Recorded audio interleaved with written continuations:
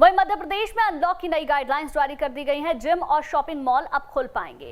Hotel restaurant 50% क्षमता के साथ खुलेंगे। सिनेमाघर, स्विमिंग पूल को अभी अनुमति नहीं दी गई है। विवाह आयोजन में 50 लोग शामिल हो पाएंगे। नाइट कर्फ्यू और संडे कर्फ्यू वैसे ही जारी रहेगा, यानी कि वीकेंड लॉकडाउन रहेगा और नाइट कर्फ्यू जारी रहेगा। शादी समारोह में जहां अभी तक 20 लोगों को शामिल होने की अनुमति थी, उसे बढ़ाकर अब 50 कर दिया गया है। सिनेमाघर और स्विमिंग पूल अभी नहीं खुलने वाले हैं। इसके अलावा होटल रेस्टोरेंट को 50% क्षमता के साथ खोलने की अनुमति दे दी गई है। जिम और शॉपिंग मॉल भी अब खुल पाएंगे।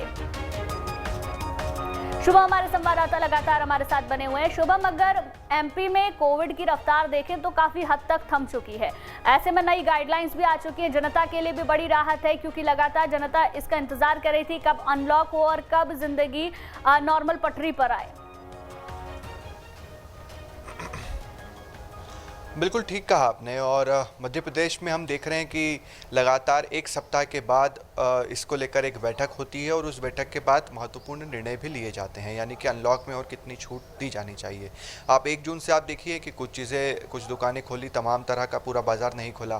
फिर एक हफ्ता के बाद 7 जून को हमने देखा कि कई और चीज़ें जो हैं खोली गई।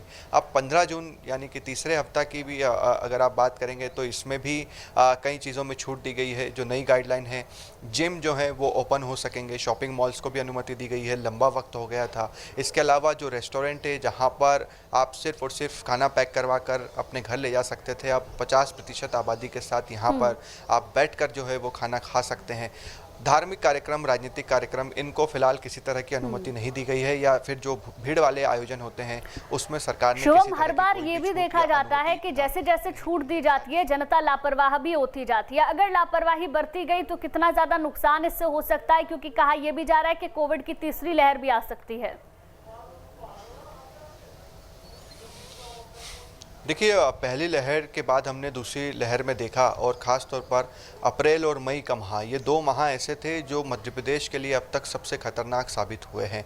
कई लोगों की, हज़ारों लोगों ने अपनी जान गंवा दी इन 2 महीनों में। और जिस तरह का हाहाकार मचा हुआ था, ऑक्सीजन सिलेंडर नहीं मिल रहे थे, बेड अवेलेबल नहीं थे, इंजेक्शन नहीं मिल रहे थे, तो ये दूसरी लहर कहीं ना कहीं लापरवाही का ही नतीजा थी। इसमें चाहे भी रोज़ सरकार की भी हो, क्योंकि वो भी चीज़ों को नहीं समझ पाए, जल्दी लॉकडाउन नहीं लगा, या तमाम तरह की व्यवस्थाएं नहीं हो पाई, और दूसरा लोगों की भी इसमें गलती रही। अब तीसरी लहर, चूंकि पहले ही एक्सपर्ट्स कह चुके हैं कि आ सकती है, और ऐसे में अब देखिए 1-1.5 महीने तक तो हमने देखा कि लॉकडाउन लगा हुआ था, इसी के कारण जो है केसेस नहीं आ रहे थे, लोग अपने घरों में थे, संपर्क नहीं हो पा रहा था।